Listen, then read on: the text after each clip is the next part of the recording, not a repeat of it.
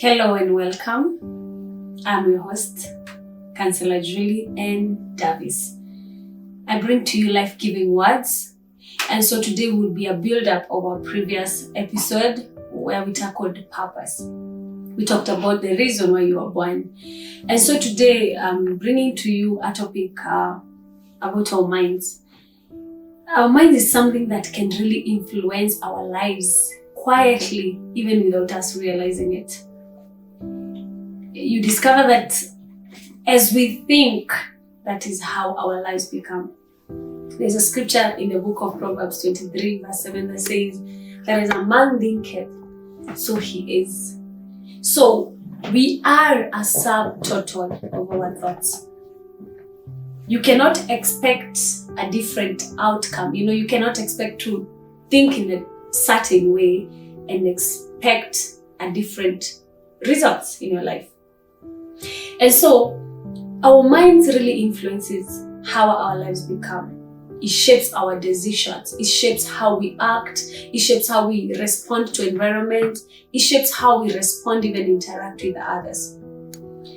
So I will really be talking about a renewed mind, because most of us live in the prison of their past experiences, past pains, past traumas, what were done to them, background and all that. And so that shapes how you grew up, and it shapes the thought patterns and the beliefs that you embrace in life. And so to some extent, if these beliefs, especially the negative ones, are not done away with, they shape experiences which produce narratives in our lives. That's why you hear somebody say, I'm good for nothing, I'm the black sheep of our family, nothing is ever gonna change, nobody is ever gonna love me, and all that.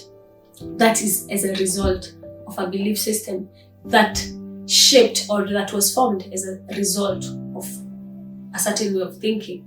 And so when you talk about a renewed mind, it doesn't mean learning new ideas, listening to learning a different kind of information. It only means, reshaping, restructuring what you have been thinking about. Like, for example, you ask yourself, are the thoughts that I'm thinking or the thoughts that I'm entertaining, are they pushing me to become the person I was born to become, or are they pushing me away? So you discover that renewing our mind is not a one-day activity. It is step by step, and it has to be very intentional. You discover that nobody is ever gonna think for you. Nobody is gonna have thoughts for you. It is your own responsibility to embrace, to ask yourself, do I embrace a negative thought pattern or a positive one? So Paul says in the book of Romans 12 verse 2 that be ye transformed by the renewal of your mind. Note, he didn't say be ye transformed by changing your lifestyle, by relocating, especially to some of us that think maybe when we relocate, especially Africans, nikienda majuu, life will be different. If it's not different in your mind, it's not gonna be different in any part of this world. So he didn't say we change our lifestyle. He didn't say we change our circumstance. He said we change our minds, and then we shall have the results of transformation. Whether it's our physical bodies, whether it's our circumstance, whatever it is that we need transformed in our lives. So when we talk about a transformed mind, doesn't mean that you will not experience emotions such where you feel like you're a failure, you're feeling like good for nothing. It doesn't mean you will not experience that. It only means that you will not let your emotions control you. You will not let your emotions become the final say over your life. And so, as I said, it is step to step. So you start by asking yourself, as I had said before, where is this thought leading me to? Is it making me to have a better life, or is it just stagnating my life? And so if the answer is it is just not causing you to move forward, then you ask yourself, how can I change this? Whatever I have believed, is it a truth or is it a lie? Because most of us have believed lies.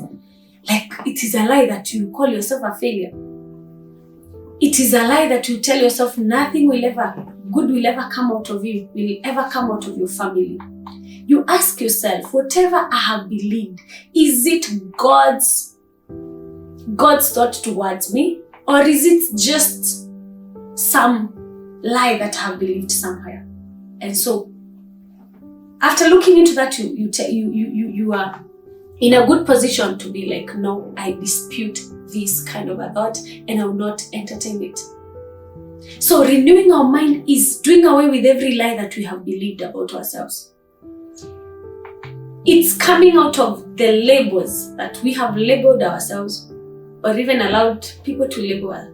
Some are called drug addicts, and you know very well that you really try to come out of that. You know, some we have accepted a reality. Maybe you came from a poor background and that became your label. You call yourself poor. So you refuse to live in that lie that I am poor, that I'm a failure, that I'm good for nothing, that nothing is ever going to change. And then embrace a positive thought pattern. What do I mean by a positive pattern? Embrace what God says about you. He says that you're wonderfully and fearfully made.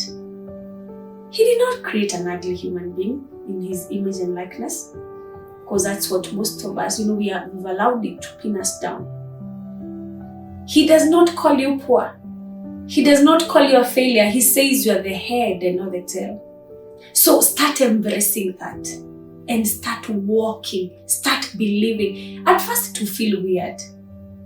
But the moment you keep walking and speaking to yourself in this life, giving words, you realize that your world begins to change.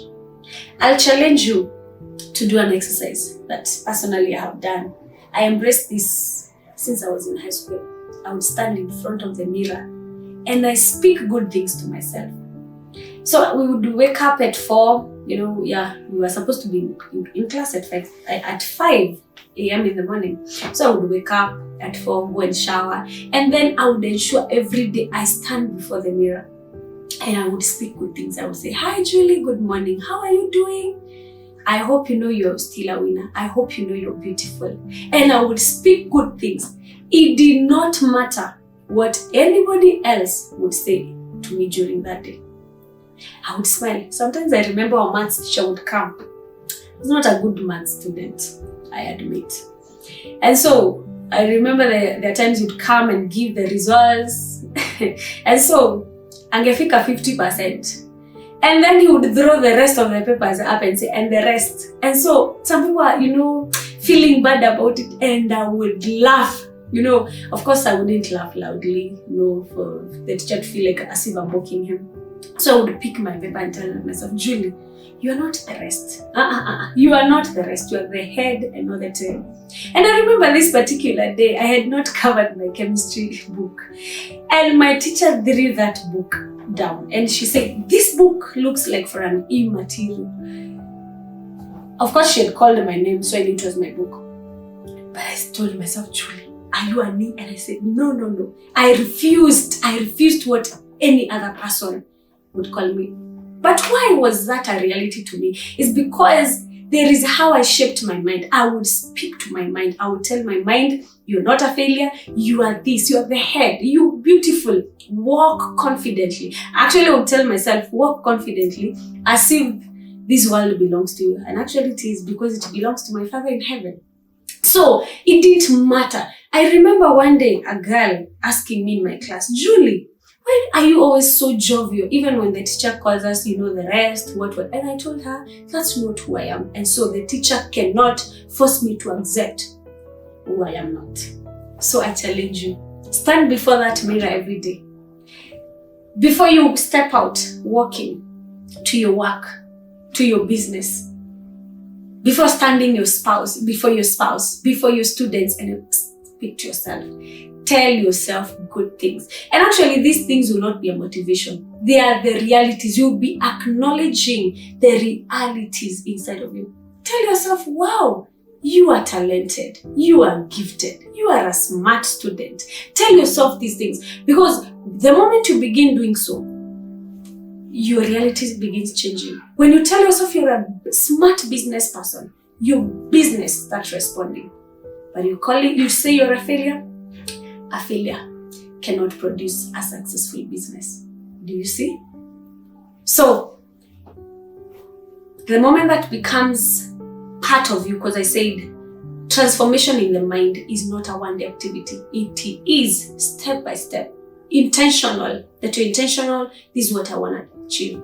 Actually, without realizing it, you'll see that your life is glowing, your face is glowing, your business is blossoming. It doesn't matter what any other person calls you. If your boss calls you stupid, go to that washroom, to that restroom, stand before that mirror, remind yourself, no, you're not a failure. If you didn't pass in that exam, especially right now, the KCSE is out, some of the students are feeling like they failed. Stand before that mirror, confess your reality, because that's who God calls you to be. As I finish, I will tell you this. Pay attention to your thoughts. And then dispute every negative thought, every thought that pushes you back. And then thirdly, feed the thoughts that causes you to go forward. Have no time, have no room for any negative talk inside of you. And you realize it is not the voices out there that can pin you down, it's the voice inside of you. It is not the voices out there that can cause you to rise. It is the voice inside of you. It is what you tell yourself. I always have this example in my mind that I share with my clients. Even though the whole world is celebrating you, if you don't believe inside your mind and accept it that you're a winner, actually, you will lose it.